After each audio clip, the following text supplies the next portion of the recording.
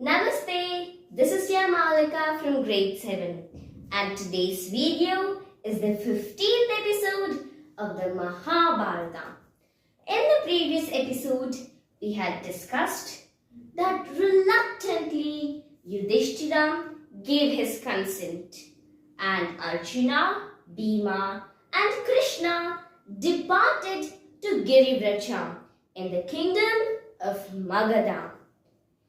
As Krishna, Bhima and Arjuna reached Magadha, they had to cross the Sarayu river through the kingdom Mithila and again cross the Ganga river.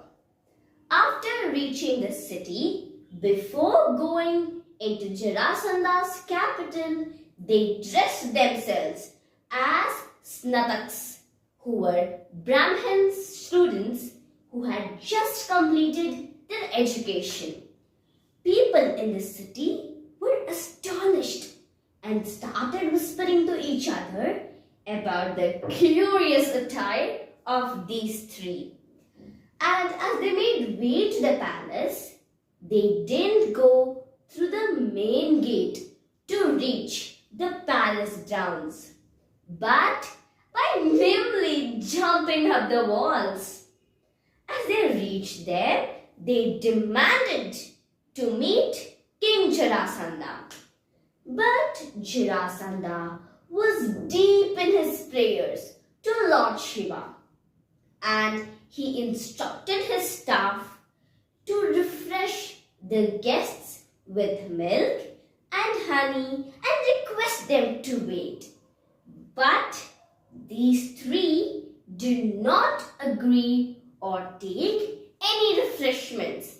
They refused it and they started waiting impatiently. And as Jarasandha was a devoted worshipper of Lord Shiva, it was long past midnight by the time his prayers got over. And as he came out, curious to see who these visitors were, he felt suspicious about something. He said to them, "You are not snataks, you are warriors. You have jumped the walls and not have come to the main door, and you have refused my hospitalities. And your body is not soft like those of priests and Brahmin students, but it is scarred by the weight of bows and arms. You are warriors, and that's for sure. Tell me who you are." Now Krishna smirked and replied, "Yes, Jarasandha, we are your warriors. Warriors known for their actions and not sweet words. We have come to kill you." Now Jarasandha was puzzled. "You have come to kill me? Why? I have done nothing to you. I have never seen you in my whole life." Now Krishna replied, "We have come to kill you because you have imprisoned countless kings, helpless kings, to sacrifice them to Lord Shiva. I am Krishna, and here are the Pandava princes Arjuna and Bhima. You can choose any one of us to kill you. We are here to challenge you." Now Jarasandha looked at them with contempt. "Oh, so you are the famous Krishna," he sneered. "I wouldn't dare to fight with you. I have already defeated you 18 times. And Arjuna still looks like a little boy. But Bhima is big and strong and is perfect for my size. I would like to fight with him." Now Jarasandha was not only a brave wrestler but also a dedicated ruler. He was confident that he would defeat Bhima, but still he made his son Sahadeva as the king if something were to happen to him. And And the next day started the combat. Bhima and Jarasandha. They both were equally powerful. They started to fight. They didn't care whether it was day or it was night. It was 14 days and nights, and still they were fighting. Tooth for tooth, claw for claw, they were still fighting. At last, as Bhima was the younger of the two, he began to gain the upper hand. Then he took Jarasandha by his legs and rotated him 100 times, dashed him to the ground, and again took him and pierced his body into half by the middle. Then the courtiers, Krishna, Arjuna, who were looking what would happen, were astonished. Their astonishment only compounded when miraculously the two halves of Jarasandha's body came together and joined muzzle to muzzle. They fused, breathing the life into the new Jarasandha. The courtiers' tears became the tears of joy by seeing their rulers' immortality. Bhima was puzzled. That time, Krishna plucked a leaf from the nearby tree, stripped it into two halves, and threw each half on the either sides. Then Bhima understood what Krishna was telling him. Summoning all his strength again, he took Jarasandha by his legs, dashed him 100 times, and dashed him to the ground, took him again, and pierced him by half. But this time, he threw one half in the other direction, the other half in the other direction, as far as he could. The two halves struggled to find their partner. And there, the strongest of the strong, the greatest king, Jarasandha, was dead. Now, the courtiers were frightened. They started crying. Arjuna, Krishna, and Bhima left all the kings who were captured by Jarasandha to sacrifice for Lord Shiva were released. They thanked Krishna, Arjuna, and Bhima for saving their lives and also promised to come to the Rajasuya Yajna at Indraprastha. Then Krishna went to meet Jarasandha's son Sahadeva.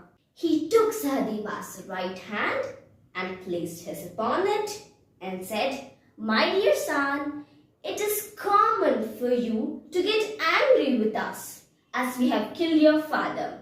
But remember, we have not done it for our personal gain. Justice had to be done for these helpless kings. If you feel appropriate, please come to the Rajasuya Yajna at Indraprastha."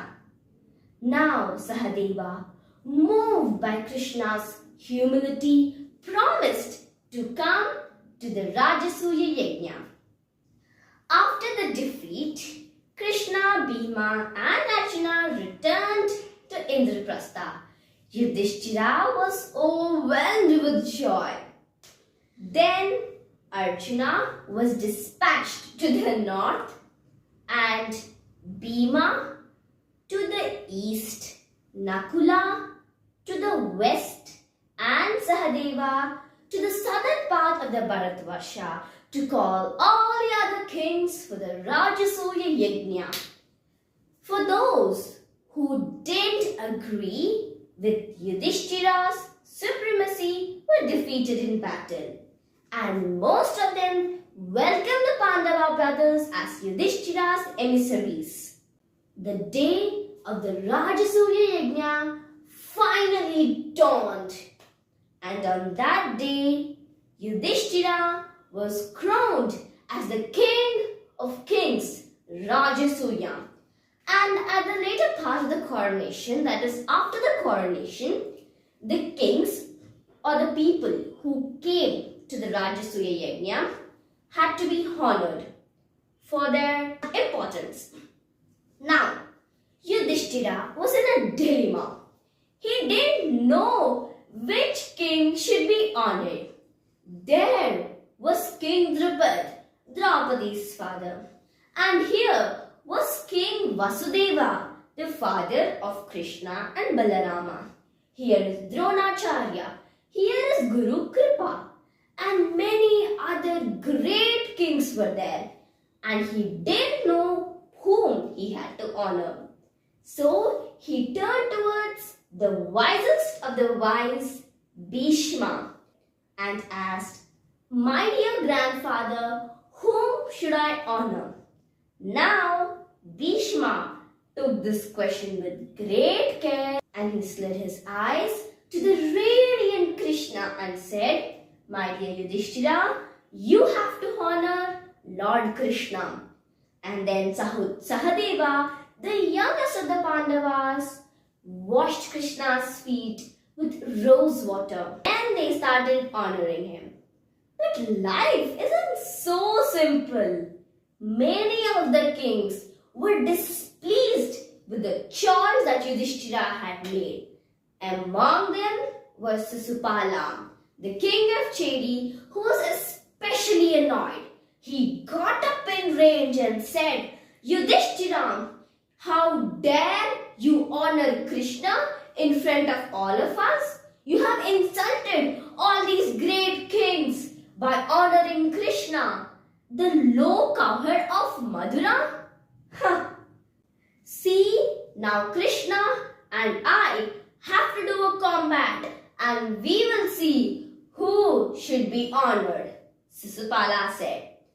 Now, long before when Shishupala was born, there was a prophecy that he would be killed in Krishna's hands.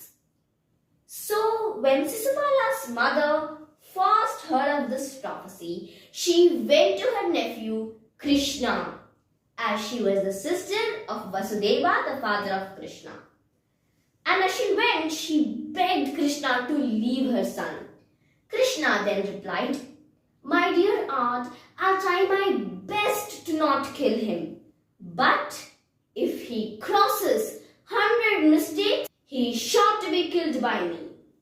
Hence, Shishupala's mother comforted by giving 100 opportunities to Shishupala left from there. Now, meanwhile, in the court, Bhima was furious with the outrage of Shishupala, and he got up to give a blow to him. Then Bhishma stopped him and said, "Calm down. Shishupala have to be killed by Krishna alone.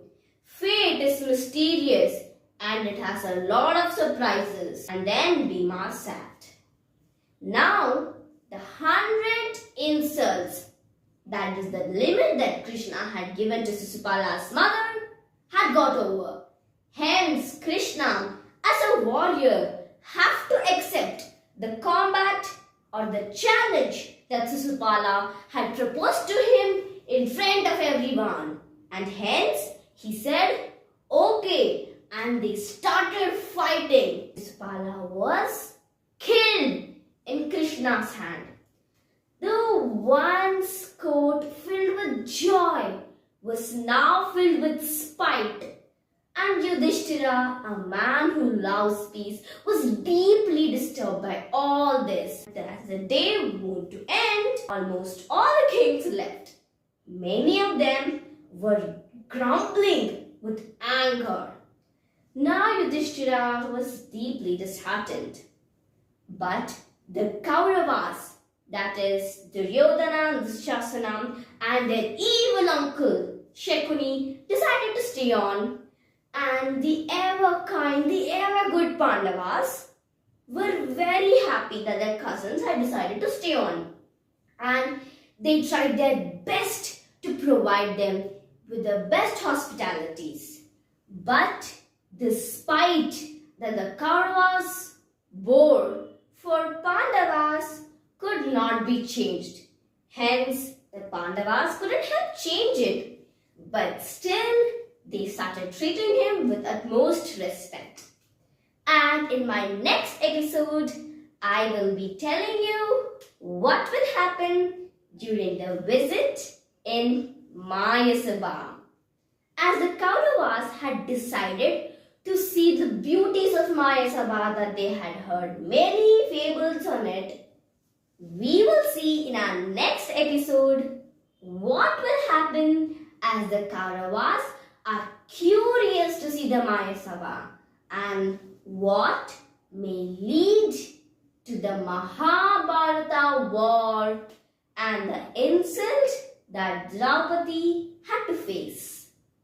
So the next episode is very important. I hope you like my video. Please do like, share and subscribe, as it gives me more motivation to do more videos like this. Thank you.